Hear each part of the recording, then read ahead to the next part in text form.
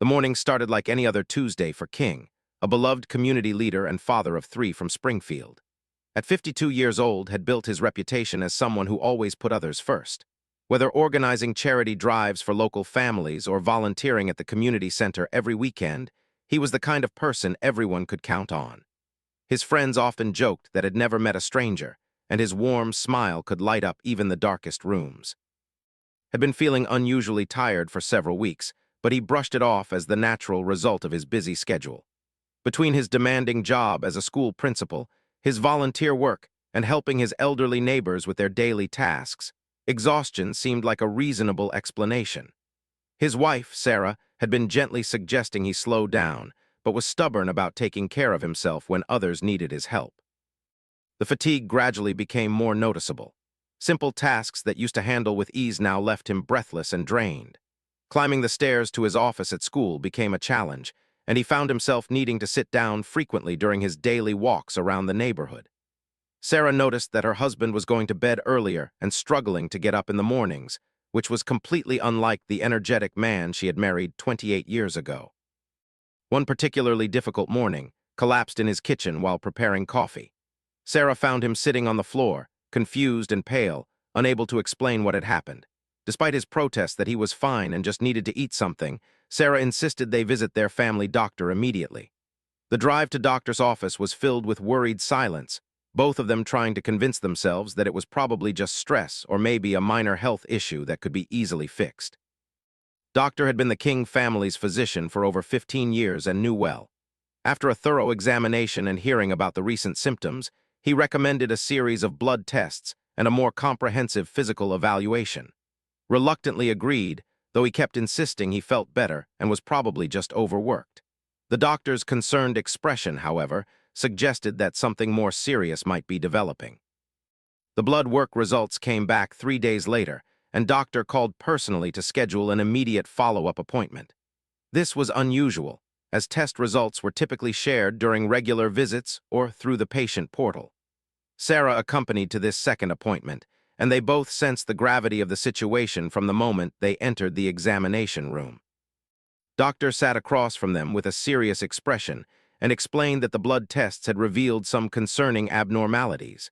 The white blood cell count was significantly elevated, and there were other markers that suggested a possible blood disorder.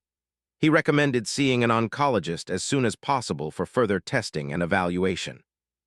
The word oncologist hit both and Sarah like a physical blow, even though doctor was careful to explain that many blood disorders were treatable and not necessarily cancerous. The referral appointment was scheduled for the following week, but those 7 days felt like an eternity for the King family. Tried to maintain his normal routine, continuing his work at school and his community activities, but the uncertainty weighed heavily on everyone's minds. Their 3 children, now adults with families of their own, around their parents, offering support while trying to manage their own fears and concerns about what the tests might reveal. Sarah found herself researching blood disorders online late at night, though she tried to focus on the positive outcomes and success stories rather than dwelling on the more frightening possibilities.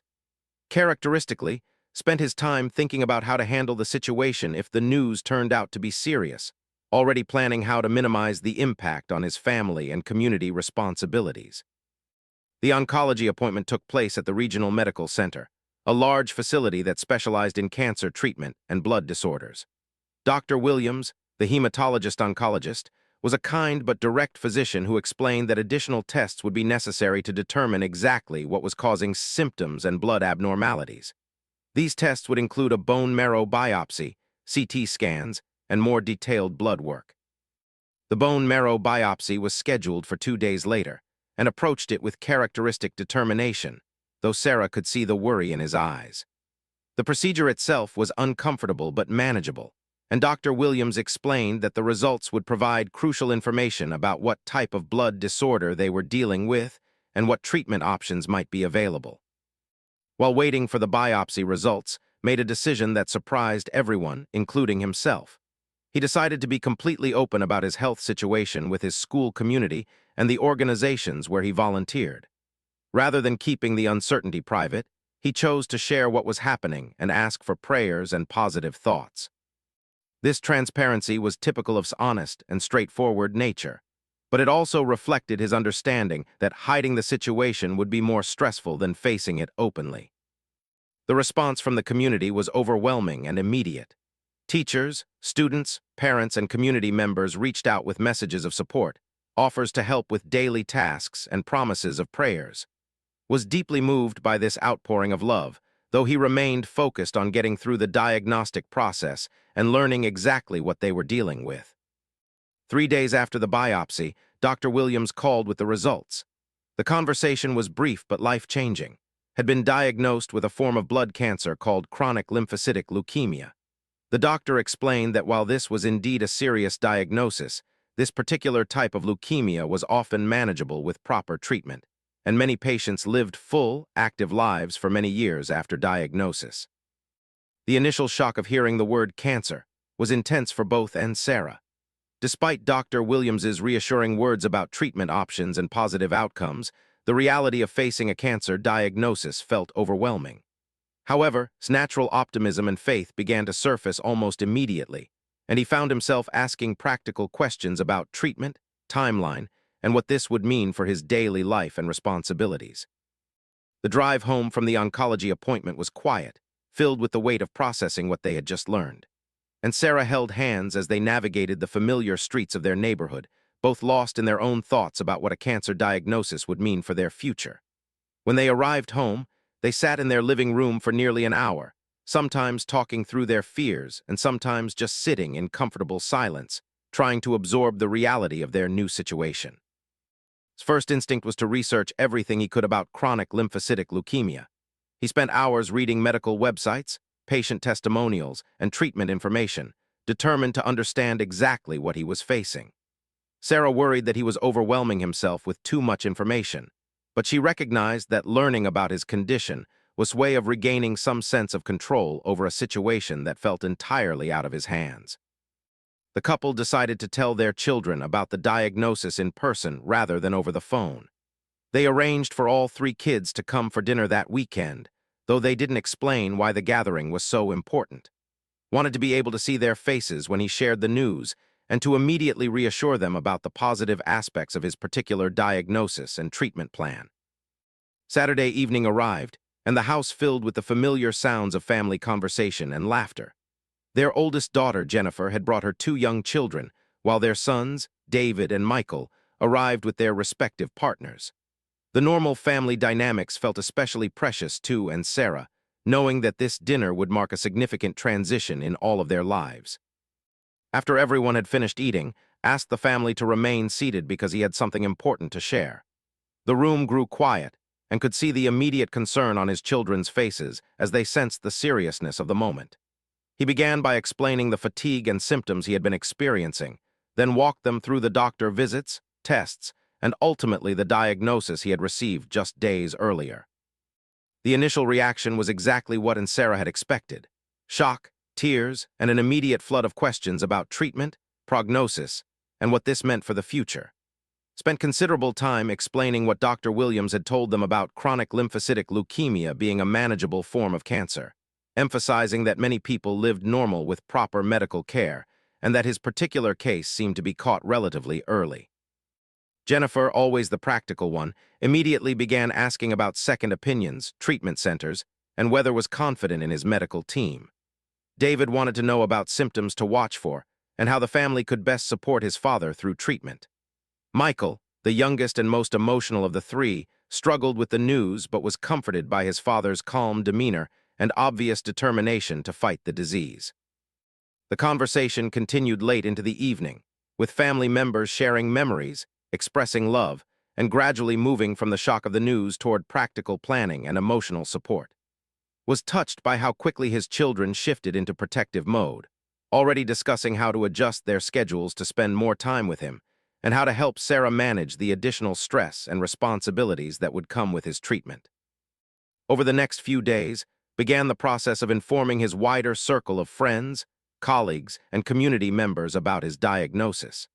He decided to write a letter that could be shared with his school community, explaining the situation honestly while emphasizing his optimism about treatment, and his intention to continue working as much as possible during his medical care. The response from the school was immediate and overwhelming. Teachers, staff members, students, and parents reached out with messages of support, offers to help with administrative duties, and expressions of love and encouragement. Was particularly moved by the letters and drawings he received from elementary students, whose innocent but heartfelt messages reminded him of why he loved working in education and how much his community meant to him.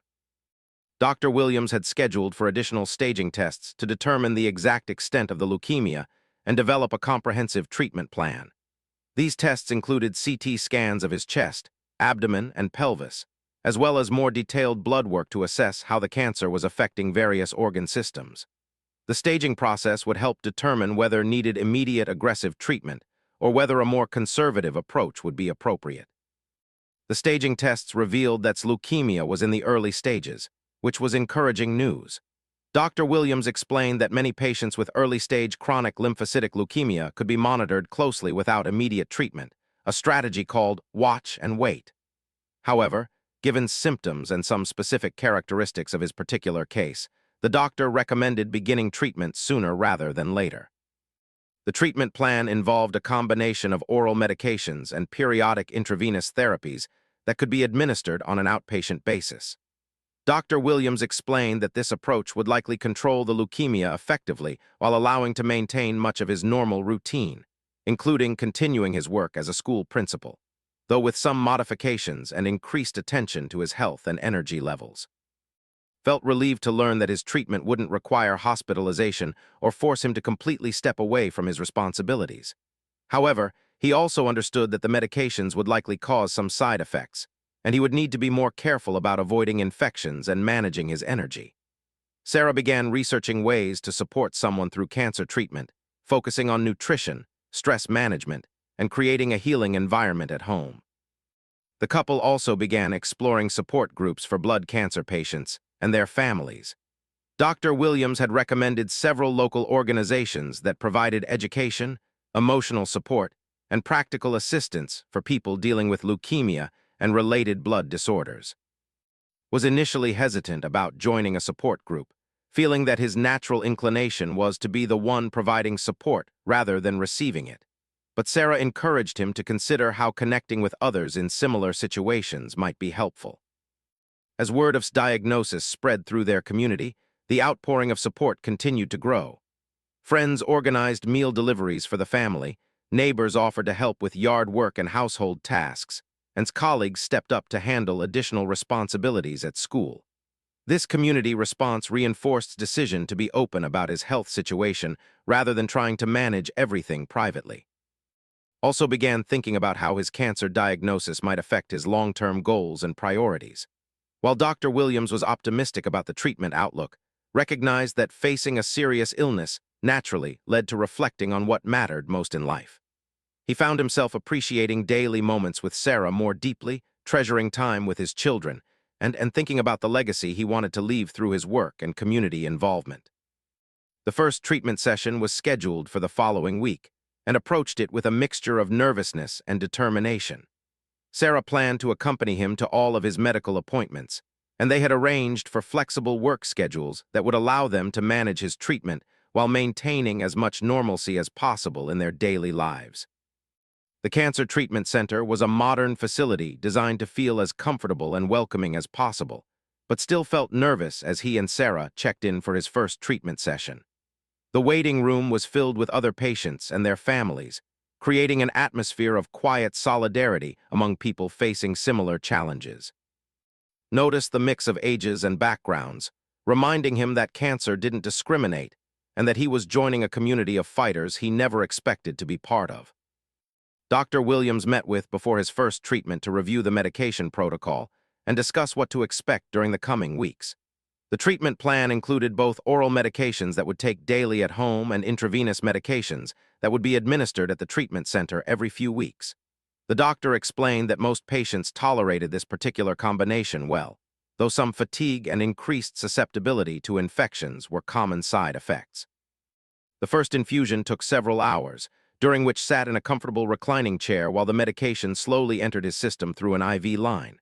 Sarah brought books, magazines, and snacks, and they spent the time talking quietly, reading, and observing the other patients and families around them. Was struck by the resilience and positive attitudes he witnessed, as people facing serious illnesses found ways to laugh, support each other, and maintain hope. During that first treatment session, met several other patients who became important sources of encouragement and practical advice. An elderly woman named, who had been managing her blood cancer for over 5 years, shared tips about dealing with fatigue and staying positive during difficult days. A younger man named Robert, who was further along in his treatment, offered insights about balancing work responsibilities with medical care and the importance of listening to his body's signals. The side effects from his first treatment were milder than he had anticipated. He experienced some fatigue for a few days after the infusion, but nothing that prevented him from continuing his work or daily activities.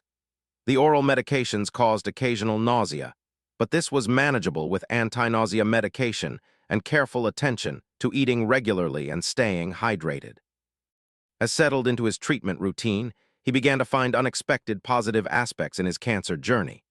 The forced slowdown in his typically hectic schedule allowed him to spend more quality time with Sarah, and they rediscovered the pleasure of long conversations, quiet evenings at home, and simple activities they had often rushed through in the past. His children visited more frequently, creating opportunities for deeper family connections and shared experiences. The school community continued to rally around in remarkable ways. Teachers volunteered to cover additional responsibilities, parents organized fundraising events to support cancer research, and students created artwork and wrote letters that filled his office with colorful reminders of love and hope.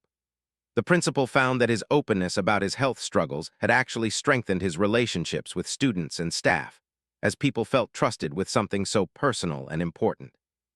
Also discovered a passion for advocating for cancer awareness and early detection. He began speaking to community groups about his experience, emphasizing the importance of paying attention to unusual symptoms and not delaying medical consultation when something didn't feel right. His message resonated particularly well with other middle-aged men, who often tended to ignore health concerns or postpone medical care. After 3 months of treatment, his follow-up blood tests showed significant improvement. The leukemia cells in his blood had decreased substantially, and his energy levels had returned to nearly normal. Dr. Williams was pleased with the response and adjusted the treatment plan to a maintenance schedule that would require less frequent infusion appointments while continuing the daily oral medications. This positive response to treatment brought immense relief to and his family, but it also raised new questions about long-term planning and goals.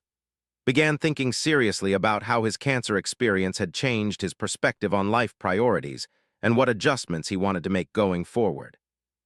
He realized that while he loved his work as a principal, he also wanted to ensure he had time and energy for family, travel, and personal interests that had sometimes taken a backseat to professional responsibilities.